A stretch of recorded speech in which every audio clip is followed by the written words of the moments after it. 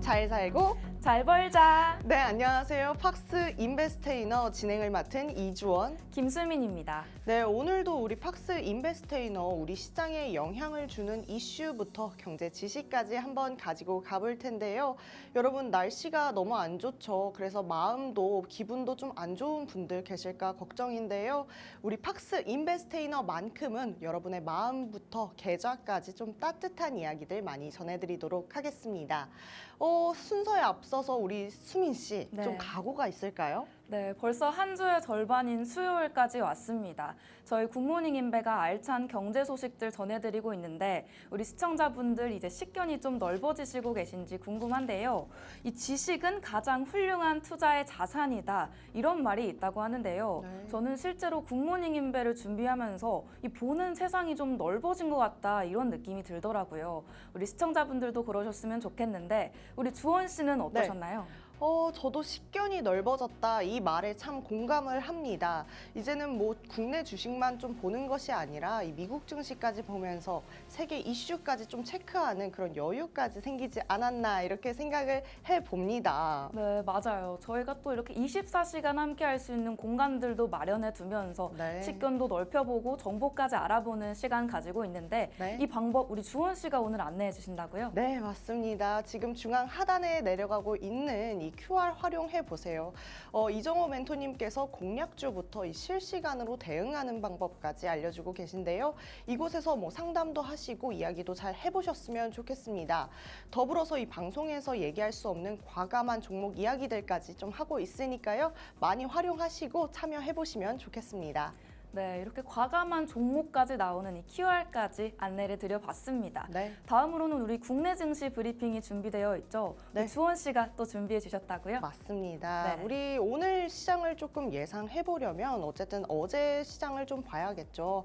어떤 종목들이 좀 잘 가고 빠졌는지 수급부터 이 시가총액 상위 종목까지 살펴보는 시간 갖도록 하겠습니다. 어제 장에서는 이 코스피와 코스닥이 약간은 분위기를 달리하며 마감을 했는데요. 코스피는 5.17% 상승하면서 2,866포인트에 마감했습니다. 이 수급에서는 기관과 외국인이 함께 매수세 보여줬고요. 어제 말씀드린 것처럼 미국 시장은 트럼프 당선 수급들이 조금 잘 가주는 모습 보여줬습니다. 이에 러셀 2000 내 중소형주 위주로 반등했고요. 파월 발언 역시 금리 상단을 제약하는 모습이었습니다. 트럼프 당선 확률이 높아지면서 가상화폐 등 관련주가 상승한 것과 이 테슬라가 다시 한번 트럼프 수혜주로 분류되면서 강세를 보인 것이 우리 시장에 막대한 영향력을 미치지 않았나 생각해 볼 수 있겠습니다. 수급에서는 오전장에 외국인이 현물 700억 원 순매도했고요. 선물은 1,900계약을 순매수했습니다. 특별한 자급 유출입이 부재한 상황이었고요. 한편 업종별로 보면 2,900포인트를 앞두고 숨 고르기 하는 모습을 볼 수 있었습니다. 순환매가 이루어지는 가운데 조선, 방산, 기계 등 산업재 섹터가 좀 잘 가준 모습인데요. 이 조선에서는 특별히 주가, 실적, 업황 등 세 가지의 개선이 기대되고 조선주 슈퍼사이클이 도래했다는 기대감까지 수급이 지속적으로 유입된 데에 힘을 좀 실어줬습니다. 건설 기계에서도 이 젤렌스키가 11월 2차 평화정상회의에서 러시아 초청을 시사하면서 트럼프가 당선되면 방위비 상승 역시 영향을 줄 것을 좀 암시하기도 했습니다. 시가총액 상위 종목들 좀 살펴보도록 하겠습니다. 이 삼성전자가 11일 이후 소폭 차익 실현 보였지만 대만 언론에 삼성전자 HBM 임박 소식에 3분기 공급 기대감이 더해지는 것으로 보였습니다. 더불어서 현대 롭템, 그다음에 한화 에어로스페이스, LIG, 넥스원까지 방산주가 모두 신고가를 경신하거나 부근에 있으면서 이 기대감을 놓치지 않았습니다. 같은 시각 코스닥 보도록 하겠습니다. 코스닥 어제는 코스피와 약간은 희비를 엇갈리는 모습이었죠. 그래서 파란불 키면서 하락 마감했는데요. 외국인과 기관이 순매도하는 모습이었습니다. 2차 전지, 제약바이오 등 대형주 중심으로 약세가 보인 것이 이 시장에 영향을 미친 것으로 보여집니다. 그리고 코스닥 안에서도 이 트럼프 트레이드는 지속되는 모습이었고요. 방산, 가상화폐 등 강세를 보였습니다. 그리고 비록 반도체는 좀 중립이었지만 2차 전지주 약세 보이면서 우크라이나 재건 석유는 그래도 잘 가주는 모습 볼 수 있었습니다. 정리를 좀 해보자면 파월이 물가 둔화가 지속된다는 확실한 발언을 했고요. 그것과 동시에 중국 지표 소비가 좀 부진한 것들, 그리고 경기 개선을 위한 삼중 전외 정책, 그리고 미국 실적 발표와 동행 지표까지 이렇게 중요한 이슈들이 계속해서 질비해 있는 상황인 만큼 우리와 함께 또 이슈 체크해가면서 좀 상황 지켜보시면 좋겠습니다. 여기까지 좀 국내 증시 좀 간단하게 살펴봤고요. 이제는 미증시 한번 살펴봐야겠는데요. 간밤에 이 미증시 어땠나요, 수민 씨? 네, 간밤 미국 증시 브리핑 제가 또 준비해 봤는데요. 오늘 시장 3대 지수 모두 상승하면서 빨간불 켜는 모습이었습니다. 다우존스 지수는 742.76포인트죠. 1.85% 오른 4954.48에 마감했습니다. 나스닥 지수는 36.77포인트, 0.2% 오른 18,509.34에 마감했고요. S&P 500 지수도 마찬가지로 상승하는 모습이었습니다. 0.64%, 35.98포인트 오르면서 5,667.20에 마감을 했습니다. 앞서 주원 씨도 말씀해 주셨지만 어제 국내 증시가 좋지는 않은 모습을 보여줬습니다. 어제 새벽에 파월 의장이 인플레이션 수치가 꼭 2%로 내려오지 않더라도 인플레이션이 내려간다는 확신만 있다면 금리 인하를 할 수 있다. 이렇게 얘기를 했었죠. 그래서 어제 국내 증시 좋은 상승을 기대했었지만 그렇지 못했습니다. 어제 코스피 지수는 0.18% 소폭 상승 마감했지만 삼성전자와 SK하이닉스로 코스피 지수를 올리고 나머지 종목은 다소 밀리는 모습을 보여줬는데요. 어제 코스피 지수가 상승했음에도 상승 종목보다 하락 종목이 많이 나왔다 이렇게 볼 수가 있을 것 같습니다. 어제 상승 종목은 359종목이 나왔고 하락 종목은 상승 종목보다 더 많은 500종목이 나왔습니다. 이렇게 최근에 국내 증시가 어려운 이유, 오늘 미국 증시 브리핑과도 연결해서 설명해 볼 수 있을 것 같은데요. 특정 종목에 대한 수급 쏠림 현상, 그리고 또 최근에 트럼프 대선 확정이 높아지면서 국내 2차 전지의 하락이 강하게 나오고 있는 것 또한 이 국내 증시가 어려워지고 있는 이유 중에 하나로 볼 수가 있습니다. 한편 어젯밤 9시 30분에 미국 소매 판매 지수 발표가 있었죠. 어제 소매 판매 예상치 0.3%의 감소를 예상했지만 0%가 나오면서 예상보다 높은 모습을 보여줬습니다. 하지만 오늘 다우존스 지수 무려 1.85% 상승 마감하면서 나스닥 지수까지도 0.2% 끌어올려주는 모습을 보여줬습니다. 오늘 미국 증시 이렇게 전반적으로 나쁘지 않은 모습인데요. 내일도 중요한 일정이 있습니다. 앞서 안내드렸던 내일 새벽 3시에 연준의 베이지북 공개가 있다 이렇게 말씀드렸었는데요. 벌써 내일로 다가왔습니다. 내일 새벽에 공개되는 이 연준 베이지북에서 좀 더 좋은 보고서가 나와주기를 바라보면서 오늘의 미국 증시 브리핑 마감해 보겠습니다. 이제 증시까지 알아봤다면 우리 시장 이끌어주는 핫이슈들은 어떤 게 있을지 알아봐야겠죠. 네. 수원 씨, 네. 오늘의 핫이슈는 어떤 걸로 또 준비해 주셨나요? 제가 준비한 핫 이슈는 이 자영업에 관한 이야기를 좀 해볼까 합니다. 작년 폐업자 100만 명에 육박, 역대 최대라고 되어 있는데요. 그 다음에 적힌 말이 정말 슬픕니다. 자영업 출신 실업자 23% 늘어. 이게 참 안타까운 이야기입니다. 사실 자영업 출신이라고 해서 그 기간 동안 논 것도 아니고 참 이 사회 경제에 이바지하기 위해서 한 기업으로서 굉장히 고군분투 해주셨는데요. 이 과정이 사실 경력으로 인정되지 않아서 구직이 좀 어려운 부분이 있는 것 같습니다. 그렇다면 이렇게 들어가기조차 어려웠던 자영업의 세계를 왜 많은 분들이 다시 접고 돌아오시는 걸까요? 먼저 최저임금 인상의 이유가 있습니다. 이게 참 어떤 사람의 입장에 서서 보냐에 따라서 문제가 달라질 것 같은데 사실 최저임금은 올라가는 게 맞겠죠. 그렇지만 자영업자 입장에서는 뭐 그렇다 하면 뭐 세금을 좀 줄여준다든지 아니면 대출 이자를 좀 깎아준다든지 뭐 국가적인 차원의 지원이 좀 있어야 할 텐데 오히려 뭐 대출 이자는 더 올라가고 세금도 부담이 커지는 이런 상황에 자영업자가 좀 많이 힘든 상황이지 않을까 싶습니다. 거기에다가 이 배달로 좀 많은 뭐 수입에 충당을 하는 부분에 있어서 배달업체가 또한 부담을 좀 가세하는 부분이 있습니다. 소비자에게 배달 팁을 부과하게 되면 어쨌든 소비자 만족도도 떨어지고 민심도 안 좋아지니까 이 사장님께 좀 수수료를 많이 받는 현상이 일어나는 건데요. 이런 상황에서 이 빚을 내서 이 상황을 하기로 했는데 가게를 내기로 했는데 빚을 갚으면서 조금 또 사그러드는 이런 안타까운 상황이 일어나지 않을까 싶습니다. 그 다음 보시면 뭐 작년보다 2배 가까이 더 빠른 속도로 자영업의 대출이 올라가고 있다라는 이야기가 있는데요. 이런 상황에서 뭐 통계로 확인되는 것을 정부는 지원하는 신용만 한다는 여론도 즐비하고 있습니다. 이 천만 자영업 시대의 금융 핀테크 업체에서는 개인 사업자 특화 서비스를 제공하겠다고 했는데 이 소상공인에게도 직접적으로 와닿을 수 있는 지원 혜택들이 좀 일어나야 되지 않을까 싶습니다. 그래도 우리는 이런 상황에서 어떤 종목이 좀 잘 갔는지 봐야 되겠죠. 자영업이 늘면서 화두에 오르는 산업은 키오스크입니다. 키오스크는 지금 뭐 가게에 가면 만연하게 볼 수 있는 거죠. 그런데 이 관련된 종목들이 이렇게 표로 한번 제가 가지고 와봤습니다. 잘 안 보이실 수 있는데요. 그렇다라고 하면 이번 기회에 좀 찾아보시면서 이런 종목들이 갈 수 있겠다. 우리가 자영업이 좀 많아지면서 이런 산업들이 좀 부각이 될 수 있겠다 생각해 보시는 게 좋겠습니다. 그래도 배달업체에서는 선두를 달리는 업체가 있죠. 우리 배달의 민족.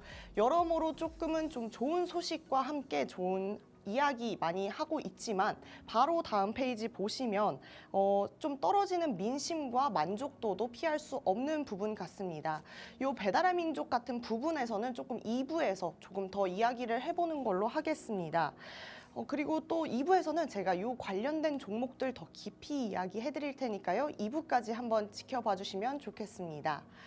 저의 핫이슈 여기까지 이야기를 해봤고요. 우리 수민 씨가 준비한 핫이슈 안 볼 수가 없겠죠. 네, 제가 오늘 준비한 핫이슈 제약 바이오입니다. 오늘의 핫이슈가 이 제약 바이오인 이유, 한때 코로나 백신으로 유명했었던 화이자 덕분인데요. 화이자가 전 세계 비만 치료제 시장에 뛰어들기로 했습니다. 정말 알약만 먹으면 살 뺄 수 있나? 만들면 노다지 신약 이런 헤드라인 달면서 비만 치료제 시장의 열기를 보여주고 있는데 정말 이런 시장이라면 이런 약이라면 이 말대로 만들면 노다지일 것 같습니다. 먹기만 해도 살이 빠지는 알약 과연 어떤 분야일까요? 다음 보시면 화이자는 최근에 다누글리프론이라는 먹는 비만 치료제 신약 후보 물질을 개발 중이다. 이렇게 밝힌 바가 있습니다. 이 물질이 체중 감량을 촉진하는 효과가 있다고 하는데요. 그동안 화이자가 코로나19 백신의 개발로 유명했었지만 이제는 비만 치료제 시장에서도 자리를 굳건히 잡아보겠다 이런 의지가 보였습니다. 그런데 화이자가 선택한 전략이 조금 독특합니다. 경쟁사들이 주로 피하 주사죠. 이렇게 피부 아래쪽에 주사로 진입하는 형태의 비만 치료제를 개발을 해왔었는데 화이자는 간편하게 복용할 수 있는 알약, 그러니까 경구형으로 시장을 공략하려는 것으로 보입니다. 이 부분에 대해서 더 알아볼 텐데 이렇게 보시면 화이자가 경구형 비만 치료제를 선택한 이유 명확하게 확인해 볼 수 있습니다.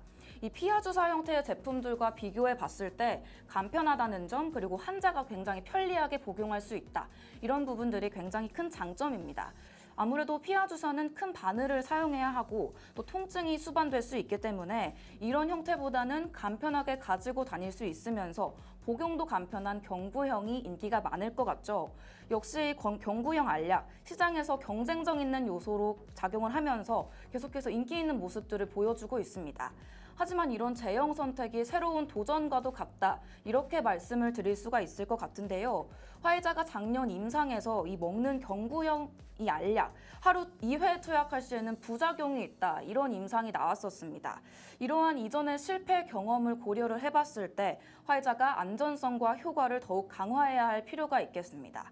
하지만 이 비만 치료제 시장이 현재 매우 가파른 성장세를 보이고 있는 만큼 화이자의 이번 도전이 어떤 결과를 가져올지 계속해서 주목해 볼 필요가 있겠습니다. 계속해서 살펴보겠습니다. 시장조사 기관에 따르면 전 세계 비만 치료제 시장이 연평균 6에서 8%대의 고속 성장세를 보이고 있다고 합니다. 이 규모만 약 $1,000에 이른다고 하는데요. 화이자가 선택한 비만 치료제 시장의 중요성을 강조하는 데이터가 될 수 있을 것 같습니다. 노보 노디스크와 일라이릴리 같은 경쟁사들도 쉬지 않고 새로운 비만 치료제 경쟁에 뛰어들고 있고요. 노보 노디스크는 세마글루타이드라는 알약 제형의 새로운 후보 물질을 내놨고 일라이릴리는 다음 해에 알약 형태의 신제품을 뒤따라서 출시하겠다고 밝혔습니다. 이들의 경쟁력도 무시할 수가 없는 요소죠. 이 모든 요소들을 종합해 봤을 때 화이자가 코로나19 백신 개발에서의 성공을 바탕으로 이 비만 치료제 시장에서도 자리매김하겠다 이런 전략을 펼치고 있는 모습입니다. 그동안의 경험과 기술력을 바탕으로 화이자의 이번 도전이 어떤 성과를 낼 수 있을지 기대해 봐야겠습니다. 오늘은 이렇게 화이자가 비만 치료제 시장에 도전장을 내밀고 이렇게 주목받고 있는 이야기들을 다뤄봤는데요. 이렇게 화이자부터 자영업, 다양한 이슈들을 전해드리고 있습니다. 이런 내용들 24시간 받아보실 수 있는 QR 소개해드리려고 하는데요. 어디서부터 시작하면 좋을지 고민되시는 분들에게 딱이지 않을까 싶습니다. 이 QR 활짝 열고 들어와 주시면 우리 멘토님이 주시는 알찬 정보부터 우리 방송에서는 안내드리지 못했던 종목 정보들도 나가고 있으니까요. 이 문 똑똑 두드리셔서 지금 들어와 보시면 좋을 것 같습니다. 또 생방송 시청 인증도 해주시면 저희에게 큰 힘이 되니까요. 아직 안 들어오신 분들 계시다면 지금 바로 들어오셨으면 좋겠습니다. 네, 그렇죠. 저희가 이제 핫 이슈부터 QR 안내까지 드려봤는데 이렇게 생활 속에서 이슈들 알아봤다면 이제 적용해보는 시간 가지고 싶잖아요. 네. 주원 씨, 그래서 준비한 코너가 있죠. 네, 수민 씨가 이 시간이 되면 텐션이 달라집니다. 네. 저도 참 이 시간을 좋아하는데요. 바로 생활에 바로 적용할 수 있는 경제 지식을 알아보는 시간, 생활 속의 경제 이야기 시간입니다. 오늘은 경제 용어에 대해서 좀 알아보려고 합니다. 그럼 시작해 볼까요? 네, 주원 씨, 저는 네. 사실 이 시간만 기다려 왔었거든요. 네. 우리가 오늘 배울 용어들이 네. 너무 궁금합니다. 좋습니다. 제가 처음으로 시작해 보도록 네. 하겠습니다. 처음으로 말씀드릴 단어는 경상수지입니다. 이 경상수지는 한 나라의 국제 거래에 수출입을 좀 표시하는 차이인데요. 수출이 많으면 양수국이 되고 수입이 더 많으면 음수국이 되는 겁니다. 그러면 경기가 좋을 때 이 경상수지는 어떻게 되는 건가요? 그 경기가 좋을 때는 수출이 증가하고 경상수지의 흑자가 좀 늘어나는데요. 다음으로 경기 동향 지수를 바로 보도록 하겠습니다. 이 지수는 경제가 어떻게 성장하고 있는지를 좀 수치로 일반적으로 생산, 소비, 고용 등을 여러 가지 표현해서 방법으로 내놓은 방법입니다. 이렇게 주원 씨가 경상수지부터 경기 동향지수까지 명확하게 한번 알려주셨는데요. 네. 이제 골디락스 경제 그리고 공공재에 대해서 알아보는 시간을 가져보겠습니다. 네. 이 골디락스 경제 한마디로 말해서 모든 사람들이 행복하게 살 수 있는 경제를 의미합니다. 공공재는 뭐냐? 네. 모든 사람이 공평하게 이용할 수 있는 재화 그리고 서비스를 의미하겠죠. 네. 그러면은 공공재는 이제 정부에서 지원해주는 그런 건가요? 네, 맞습니다. 음. 우리가 이용하는 공원이나 도서관, 방역 시스템도 여기에 해당할 수가 있겠고요. 네. 이런 것들이 대표적인 예다 이렇게 알고 계시면 좋을 것 같습니다. 네. 주원 씨, 그럼 네. 이제 공매도와 기회비용에 대해서도 알려주시겠어요? 이제 수민 씨가 저한테 문제를 내는 상황까지 왔습니다. 네. 공매도 제가 모르면 큰일 나겠죠. 공매도 좀 쉽게 얘기하면 주식을 좀 빨리 빌려서 쌀 때 팔고 가격이 내려가면 다시 사는 겁니다. 기회 비용은 선택하면 포기하는 것. 선택하기 위해서 내가 포기하는 것들을 이야기하는데요. 뭐 공부를 하기 위해서 내가 친구랑 노는 시간을 좀 포기한다. 이런 게 될 수 있겠죠. 네, 여기까지 잘 설명을 해주셨는데 네. 그럼 또 하나 여쭤보고 싶어요.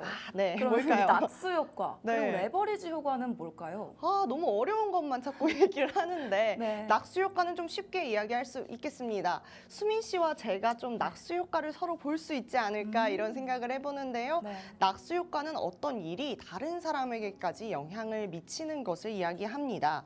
이 레버리지 효과는 작은 효과가 큰 변화를 가져오는 이야기를 하는 건데요. 예를 들어서 자본을 빌려서 투자할 때 레버리지 효과가 나타날 수 있겠죠. 네, 이렇게 레버리지 효과까지 오늘 9개의 용어를 이렇게 짧은 시간에 쉽게 알아봤습니다. 네. 오늘 말씀드린 이 용어들이 모두 경제를 이해하는 데 중요한 용어들이니까요. 네. 앞으로도 경제에 관심을 가지고 배워보셨으면 좋겠습니다. 네. 이렇게 실생활에 적용해보는 거 하나하나 알아보고 적용해보기 너무 귀찮다 이런 분들도 분명히 계실 것 같은데요. 그래서 안내드리는 또 공간이 있죠. 우리 네. 주원 씨가 한번 안내해 주시겠어요? 네, 맞습니다. 계속해서 말씀드리고 있는 것처럼 이 방송 중에 나가고 있는 QR코드 활용해 보시면 좋겠습니다. 이곳에 전문가님도 계시니까요. 공략주부터 방송에서 하지 못했던 이 종목 이야기들까지 싹 다 물어보시고 들어도 보시고 한번 전략 같이 세워보시면 좋겠습니다. 이렇게 비도 오는데 저희가 또 힘도 불어넣어드리고 있으니까요. 좋은 시간 함께 해보시면 어떨까 싶습니다. 네, 그렇죠. 이렇게 좋은 시간 함께하는 거 아직 끝나지 않았습니다. 좋습니다. 비가 오니까요. 집에서 저희 굿모닝 임배 2부까지 시청해 네. 주셔야 할 텐데요. 네. 2부에도 수민이부터 퀴즈 타임까지 알차게 준비되어 있으니까요. 네. 2부가 찾아올 때까지 채널 고정!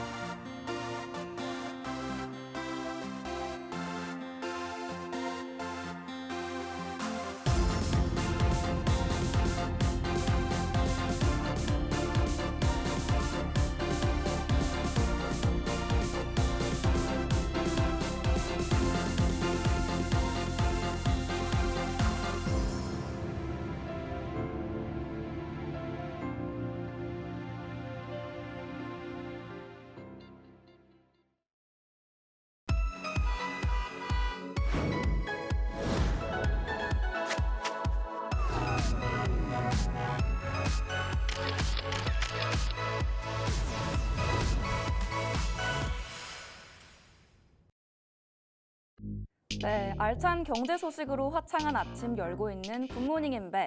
오늘 첫 번째 시간은 바로 수민입니다.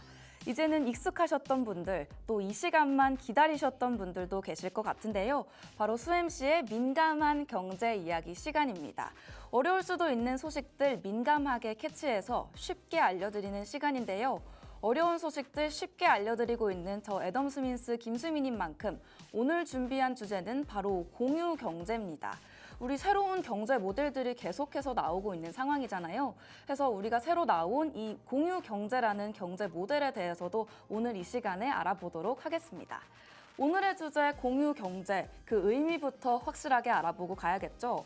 생소하신 분들도 계실 것 같은데 이 공유 경제가 무엇일까요? 이 공유 경제, 개인이나 기업이 자원이나 서비스를 다른 사람들과 공유하고 교환하는 경제적 활동이다. 이렇게 설명이 되어 있는데요. 쉽게 말해서 말 그대로 공유함으로써 경제적 이득을 추구하는 활동이다. 이렇게 생각을 해보시면 좋을 것 같습니다.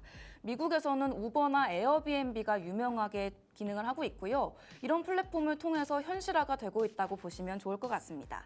우버는 개인 차량을 이용해서 승객을 운송하는 서비스를 제공하고 있고 에어비앤비는 개인이 자신의 집이나 방을 임대할 수 있는 플랫폼입니다. 한국에서는 킥보드나 공유 자전거, 공유 오피스 등으로 익숙하신 분들이 많을 것 같은데요. 미국에서 시작된 개념이니만큼 오늘은 우버와 에어비앤비를 구체적인 예시로 들어봤습니다. 오늘도 돌아온 복습 퀴즈, 오늘도 넘어갈 수는 없겠죠. 오늘의 첫 번째 문제입니다. 공유 경제의 대표적인 예시로는 무엇이 있을까요?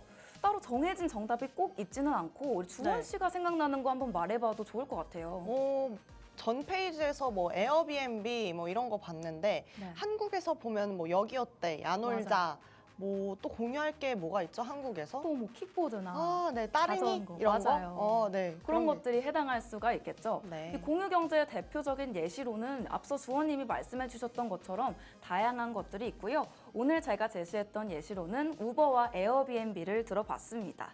우리 주원 씨가 말해줬던 우리 자전거 이런 것들도 나라에서 시행하는 공유경제에 해당을 할 수 있겠고요.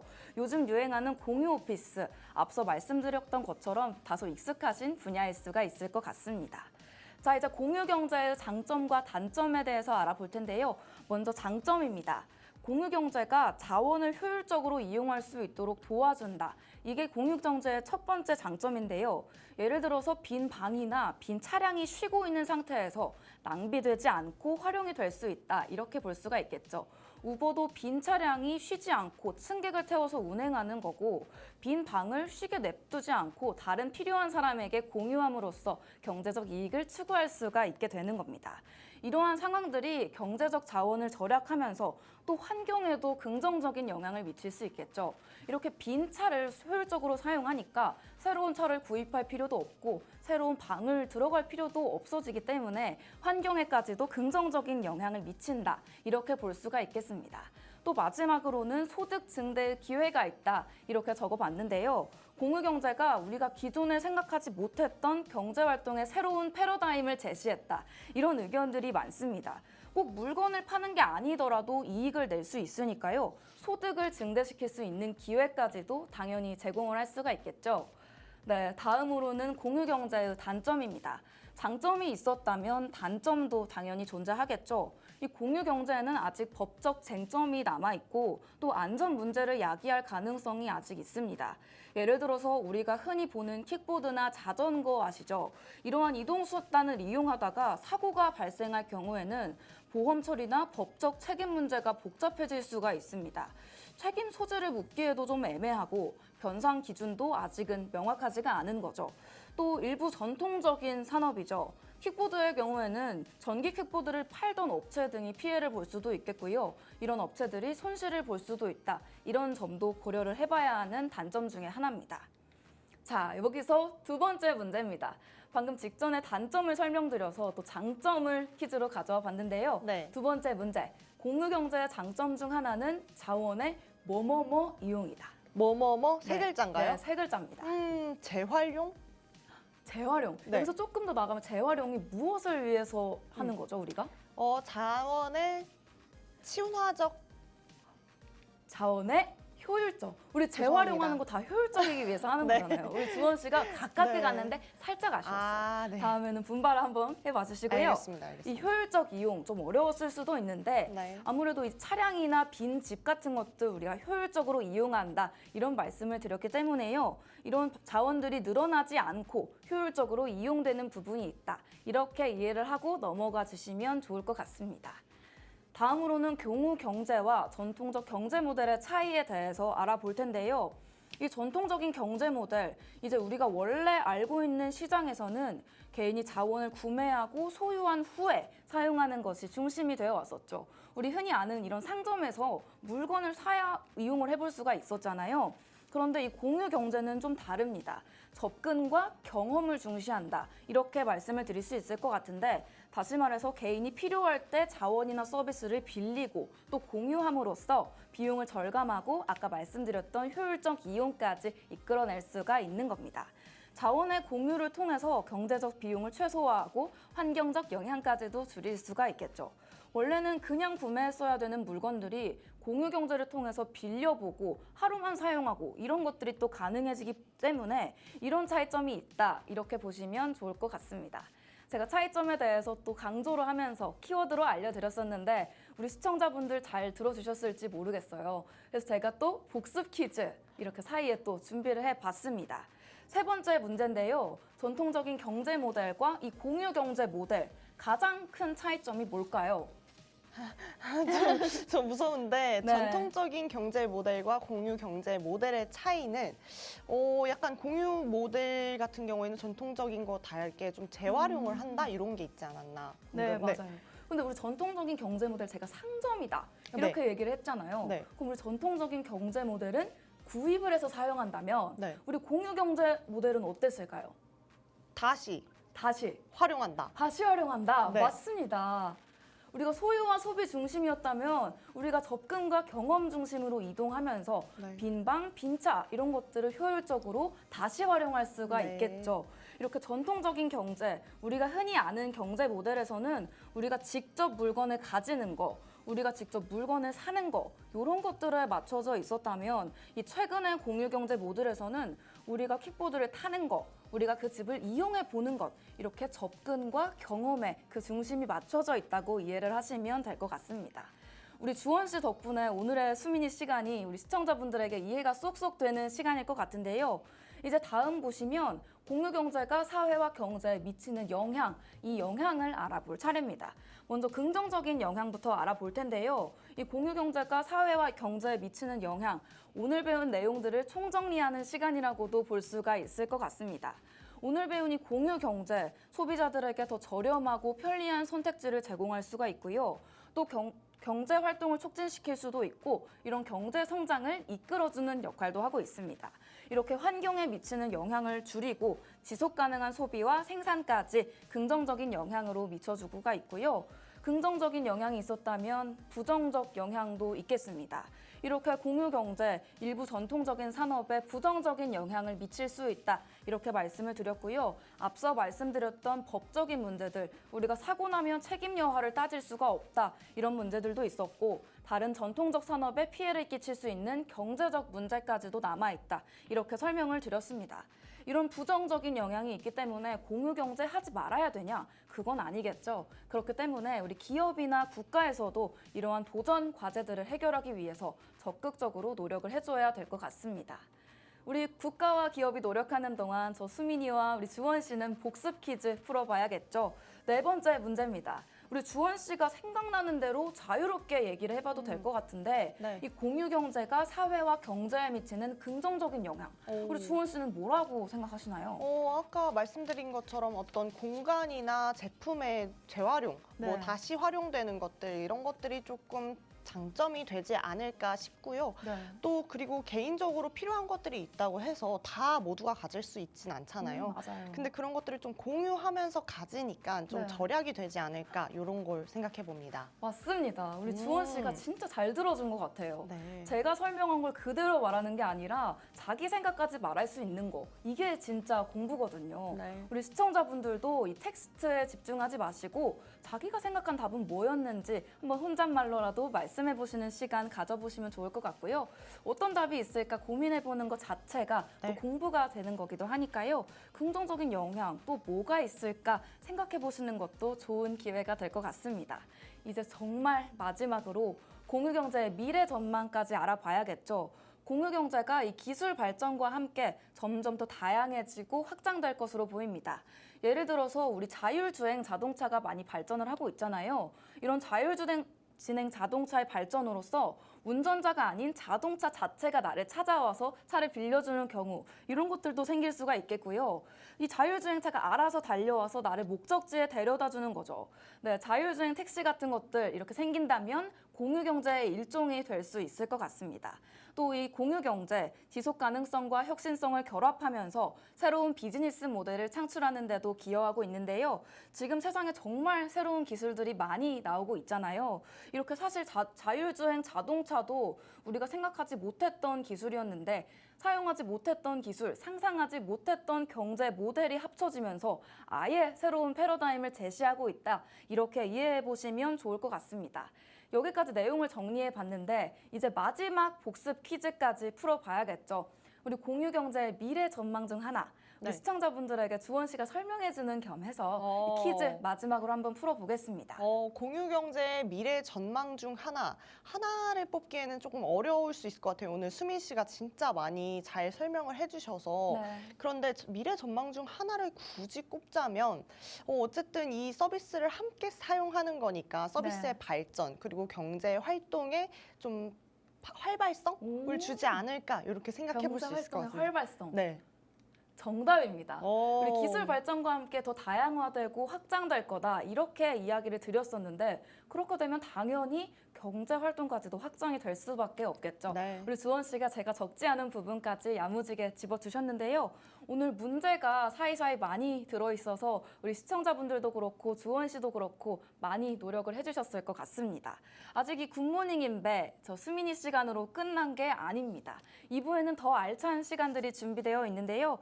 이 수민이로 지식을 잘 채웠다면 주원이로 함께 이 기강도 잡아보고 몰랐던 내용들 복습하는 시간까지도 가져봐야겠죠. 2부에서는 더 신나는 시간들이 준비되어 있으니까요. 그때까지 채널 고정!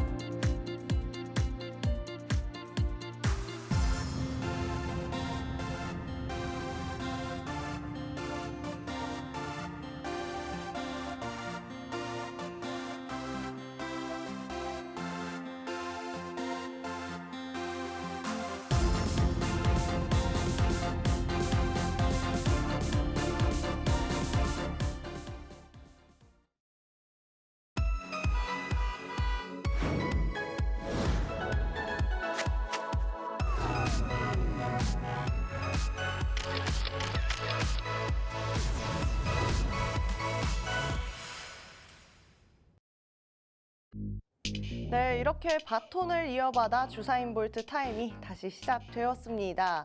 오늘은 좀 자영업에 대해서 이야기를 해봤는데요. 이걸 이어서 특별한 이야기와 함께 퀴즈까지 준비되어 있습니다. 이 자영업과 밀접하게 연관되어 있는 배달 업체에 대해서 이야기해 볼 텐데요. 특별히 배달의 민족입니다. 정말 우리나라 배달의 민족이라고 얼마나 이름을 참 잘 지었는지 모르겠습니다. 이 배달 인프라가 굉장히 잘 되어 있죠. 저도 참 많이 이용하는데 우리 수민 씨 얼마나 많이 이용하는지 한번 들어보도록 하겠습니다. 수민 씨, 네. 배달 많이 사용하시나요? 배달 정말 많이 사용하는 게 네. 제가 또 생필품부터 편의점에서만 살 수 있는 것들까지 요즘은 배달을 해주는 거예요. 맞죠. 그래서 이 음식뿐만 아니라 생필품, 식료품, 재료 이런 것까지 다 배달로 야. 사용하고 있는 것 같습니다. 수민 씨가 좀 잘 사시는 것 같아요. 되게 저는 아직까지 그 부분은 좀 발로 뛰고 있거든요. 네. 앞으로 저도 노력해서 그것도 배달시키는 좀 경제력을 갖추도록 하겠습니다. 네, 그러면 바로 이제 퀴즈 시작해 보도록 하겠습니다. 첫 번째입니다. 이 포스터 좀 익숙하신가요, 여러분? 이렇게 유승용 씨가 이러고 있는데 처음 이 문구가 나왔을 때 참 많이 유행을 했던 것 같습니다. 지금 여기에는 이제 경희라고 되어 있는데 제가 기억을 좀 가다듬자면 버스 정류장이나 식당 이런 데 가면 지수, 수지, 민정 이런 여러 가지 이름이 있었던 것 같습니다. 그중에 이 주원이라는 이름은 없었던 것 같은데 제가 또 먹을 때 참 예쁘거든요. 우리 관계자분들 보시면 주원 한번 사용해 주시면 어떨까 생각해 봅니다. 그리고 다음 넘어가도록 하겠습니다. 배달의 민족의 만족도를 좀 보면은 매우 만족, 원래도 그렇게 높지는 않았는데요. 불만족이 더 늘면서 매우 만족은 감소하고 만족도는 감소하는 모습까지 보였습니다. 요즘 배달의 민족 여론이 안 좋은 것들 많이 알고 계시죠? 그런 것이 어쨌든 한몫을 하지 않았을까 싶습니다. 그래도 이 배달의 민족이 여기까지 온 데는 이유가 있을 것 같은데요. 고객이 생각하는 배민의 장점입니다. 가장 많은 비중을 차지하는 것이 이 주문 절차가 편리하다입니다. 그리고 음식점이 참 많다. 그냥 음식점도 아니고 이 맛집의 음식점이 참 많다. 그리고 배달 가능한 맛집도 많다라고 했습니다. 저도 참 공감하는 부분입니다. 뭐 이런 것까지 뭐 여기 배달을 할까? 이런 것까지 여기에 있을까라고 생각한 것들이 정말 여기에서 나온 만족도들처럼 실제로 그 배달 앱에 있는 것들을 많이 확인을 했거든요. 그래서 웬만하면 배민으로 다 배달을 할 수 있고 아까 수민 씨가 말씀하신 것처럼 정말 생필품부터 집에서 필요한 모든 실생활에 필요한 모든 것들을 배민이 배달해주고 있잖아요. 그런 것들을 봤을 때 정말 이 만족도가 높을 수밖에 없지 않나 싶습니다. 하지만 단점도 있겠죠. 가장 높은 불만은 배달비가 비쌈이었습니다. 이것도 너무너무 공감합니다. 어쨌든 뭐 특히나 온도에 좀 예민한 것들, 뭐 죽이나 디저트 같은 경우에는 6,000원을 육박하는 경우도 봤는데요. 6,000원이면 사실 뭐 몇 년 전까지만 해도 국밥 한 그릇 사 먹겠다 이런 말 많이 하셨잖아요. 6,000원이면 한국인에게 굉장히 큰 돈이죠. 버스비로도 뭐 1, 2,000원 굉장히 아까운데 6,000원을 더 들여서 밥 두 끼를 먹는 이런 가격으로는 좀 배달시키기가 어렵지 않나. 그런 부분에서 이 배달의 민족의 불만도가 조금 높아지지 않았나 싶습니다. 그 다음으로 오는 포인트는 약간 적립률이 낮다입니다. 이거는 어쨌든 제가 정말 많이 공감합니다. 왜냐하면 저는 적립 이 체제가 있는 줄도 몰랐거든요. 요것을 준비하면서 제가 적립이 있다라는 것을 알게 되었는데 그만큼이나 적립률이 낮기 때문에 제가 와닿지 않지 않았나 싶은데요. 저도 배달을 참 많이 하고 배달 업체를 이용 많이 하는데 특히 이 배민을 많이 이용하는데 이 포인트에 대한 의지율은 제가 높지 않았던 걸로 봐서 적립률이 높지 않았던 것 같습니다. 다음 보도록 하겠습니다. 이 방문자 수 추이를 한번 살펴볼 텐데요. 지금 쿠팡이츠가 바짝 쫓아오고 있긴 하지만 이때도 뭐 요기요랑 좀 많은 경쟁을 하고 있었죠. 그런데도 불구하고 배민이 조금 압도적으로 올라가는 모습 보여주고 있습니다. 그러다 보니 배달의 민족이 뭐 독점한다 이런 이야기까지 나오는 것 같은데요. 그렇다면 이 배달의 민족이 과연 어느 회사에서 운영할까요? 우리 수민 씨한테 한번 물어보도록 하겠습니다. 네. 퀴즈. 배달의 민족은 배달의 민족이 운영한다. OX로 말씀해 주세요. 또 뭔가 주원 씨가 이 문제를 냈는데 이유가 있을 것 같아요. 네, 맞습니다. 배달의 민족을 배달의 민족이 운영하면 이 문제를 네. 안 내지 않았을까? 맞습니다. 이렇게 생각해 보면서. 그럼 혹시 X. X인데 그러면은 어느 기업이 좀 운영을 할까 이런 거 예상 가는 것도 있으신가요? 뭔가 또 배달의 민족이 되게 자유로운 분위기에서 일을 한다고 들었어요. 맞아요, 막 맞아요. 글씨체도 만들고 폰트도 맞아요. 만들어주고 이런 분위기였다 보니까 네. 뭔가 대기업 산하는 아닐 것 같다 오. 이런 생각이 드는데 너무 예리합니다. 우리 수민 씨 정말 제가 생각하지 못한 부분까지 생각해주면서 정말 예리하게 이 부분 맞춰주셨는데요. 네. 정답은 X가 맞습니다. 배달의 민족은 우아한 형제들에서 개발을 했고요. 운영을 하고 있다고 합니다. 저는 원래 요거를 몰랐는데 제가 몇 년 전까지만 해도 저희 아빠 카드를 사용하고 있었거든요. 근데 아빠가 어느 날 여쭤보시더라고요. 주원아, 우아한 형제들이 누구니? 이렇게 물어보시더라고요. 그래서 제가 우아한 형제는 저는 모르는 형제들이다 이렇게 말씀드렸는데 이때 아빠가 카드 내역에 이렇게 우아한 형제가 많이 나오는데 이거 어디니라고 물어보셨다면 이 워딩을 어디니라고 하셨다면 제가 좀 찾아볼 수 있지 않았을까 싶은데 이제 몇 년 전부터 제 카드를 사용하면서 우아한 형제들이라는 이것이 참 많이 찍히는 거예요. 그래서 내가 이걸 어디서 시켰지 하고 보니 이게 바로 배달의 민족의 기업이었습니다. 그래서 여기서 문제 다시 한번 나가도록 하겠습니다. 우아한 형제들 말씀드렸고요. 문제는 우아한 형제들 대표인 김봉진 대표는 요거 출신인데요. 요 부분도 아마 우리 수민 씨가 좀 예리하게 맞춰줄 수 있지 않을까 생각해 보는데 뭘까요? 또 우리 우아한 형제들 대표였다. 네. 그럼 또 경쟁사로 넘어갈 수도 있는 거고 경쟁사에서 올 수도 있고 이렇잖아요. 너무너무 예리해요. 정말요? 그런데 약간 좀 배달의 민족 아까 폰트도 얘기했고 약간 이런 창의적인 부분도 이야기하셨잖아요. 그런 거 한번 해서 추측해 보실래요? 창의적인 부분. 네, 좀 창의적이다 하면은 또 우리 네이버? 오, 좋습니다. 네. 네, 기업 쪽으로 수민 씨가 약간 핀트가 딱 꽂힌 것 같은데 아. 직업입니다. 바로 직업. 디자이너 출신이라고 아, 합니다. 정말요? 신기하죠? 네. 여러분도 모르셨을 것 같아요. 디자이너 출신이신데요. 바로 이어서 다음 문제 가보도록 하겠습니다. 이 개발 초기에는 이 앱으로 개발이 되었는데요. 여러분 아시는 분들 안 계실 것 같아요. 저도 좀 공부하면서 알게 되었는데 이 부분은 우리 수민 씨가 제가 질문을 하면은 저를 싫어할 것 같아서 제가 바로 맞춰보도록 하겠습니다. 바로 전화번호부 앱입니다. 신기하죠? 그래도 이 대표님이 약간 선구안이 있으셨던 것 같아요. 이렇게 스마트폰을 젊은 층이 다 사용하는 걸 보고 이렇게 스마트폰을 많이 이용하면 모두 다 사용할 수 있을 법한 게 뭐가 있을까 생각하다가 전화번호부는 스마트폰을 아무리 발전을 시켜도 있어야겠지라고 생각하면서 이 전화번호부를 생각하셨다고 하는데 전화번호부가 생각보다 매출이 좋지 않았다고 합니다. 그렇게 해서 개발된 것이 지금의 배달의 민족입니다. 2023년부터 그런데 약간 배달의 민족이 좀 어려움을 겪습니다. 이 부분은 우리 수민 씨랑 같이 이야기하면서 뭐 딱히 정답을 맞추지 않아도 좀 이야기하면서 추측하는 부분 가보도록 하겠습니다. 네. 수민 씨, 무엇이 이탈을 했을까요? 또 우리 2023년 말부터다 이렇게 되어 네, 있는데 맞아요. 코로나 지나고 나서부터 우리 배달 업체들이 우후죽순 생겨나기 시작했었잖아요. 네, 맞아요. 그래서 우리 배달의 민족만 이용하던 고객들이 다른 경쟁사로 이탈을 한 게 아닐까. 와. 그래서 우리 다른 경쟁사로의 이탈이 시작됐다. 이렇게 볼 수 있지 않을까요? 우리 수민 씨 여기 계실 게 아니고 제가 볼 때는 어디 좀 큰 곳으로 다시 보내드려야 될 것 같아요. 너무 똑똑하고 너무 예리하십니다. 네, 비슷했습니다. 배달부들이 이탈하기 시작했습니다.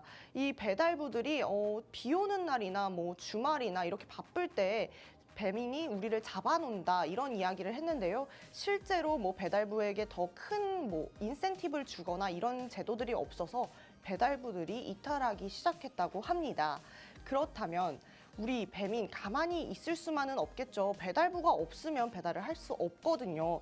그래서 약간은 뭐 좀 생각을 해서 좀 대안을 내놓은 것 같은데요. 바로 이 배민 커넥트입니다. 배민 커넥트는 뭐 일자리를 배달부가 아니어도 다른 분들이 가져가서 할 수 있는 부분인데요. 여러분, 그렇다면 여기서 퀴즈 나갑니다. 배민 커넥트는 어떤 수단으로든 배달만 하면 될까요? 네, 맞습니다. 수민 씨가 대답을 하려고 했는데 제가 먼저 대답해버렸습니다. 맞습니다. 배달 커넥트는 어떤 수단으로든 자동차, 자전거, 도보 상관없이 배달만 하면 됩니다. 그 다음 넘어가도록 하겠습니다. 어떤 것 때문에 배달료가 수수료가 붙기 시작했습니다. 요것 때문에 우리 자영업자 분들이 굉장히 힘들어하고 있는 상황인데요. 어떤 것일까요? 바로 이 배달의 민족의 자회사인 지금 모기업은 아니고 자회사인 이 딜리버리 히어로 때문인데요. 딜리버리 히어로가 최근에 과징금을 과하게 내야 하면서 이 유일한 흑자 기업던 배달의 민족에게 이 모든 수모를 다 겪게 하는 겁니다. 그러면서 이 배달의 민족은 어쩔 수 없이 우리 자영업자들에게 수수료를 더 받는 방법을 선택할 수밖에 없었는데요. 보시겠지만 이 잘못된 배민의 수혈 정책이라고 합니다. 맞다고 생각합니다. 유일하게 하나 있던 흑자 기업을 이렇게 뽑아 먹으려고 하면 어쨌든 이 기업도 굉장히 손해를 볼 수 있겠죠. 그래서 이런 상황들이 이어졌습니다. CEO가 나가기도 하고요. 그 다음에 또 민심도 떨어지고 자영업자들에게도 좋지 못한 이야기를 듣고 있습니다. 이게 바로 그 딜리버리 히어로의 주가입니다. 이렇게 주가가 폭락하는 것도 면치 못했죠. 하지만 배달의 민족, 우리 배달의 민족 크긴 크잖아요. 과연 코스닥 상장을 했을까요? 라고 생각해 볼 텐데요. 정답은 X입니다. 아직 코스닥 상장은 하지 못했고요. 아무리 유명한 기업이라고 해도 모두 다 상장 기업은 아니니까 이 부분 생각하시면서 좀 공부해 보셨으면 좋겠습니다. 여기까지 오늘 특별한 이야기를 한번 맞춰보도록 하겠습니다. 여러분, 우리가 참 많이 사용하고 있는 기업이니만큼 약간은 좀 깊게 좀 얘기해봤는데 어떠신가요? 이제 좀 배달의 민족에 대해서 잘 알고 계실 수 있겠죠?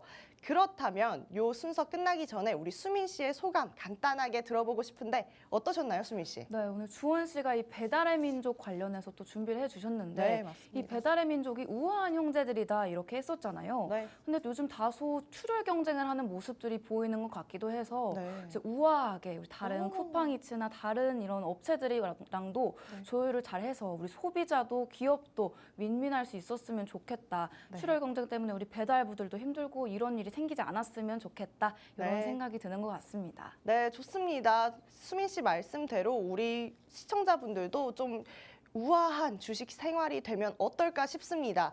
내일 또 이렇게 우아한 내용들로 다시 한번 아침에 찾아오도록 하고요. 참고로 이 본 방송에서 제공하는 정보는 투자 판단에 대한 조언일 뿐 해당 종목의 가치 판단이나 상승과 하락을 보장하지는 않는다는 점 유의하시면 좋겠습니다. 저희는 내일 방송으로 또 찾아뵙도록 하겠습니다. 고맙습니다. 안녕.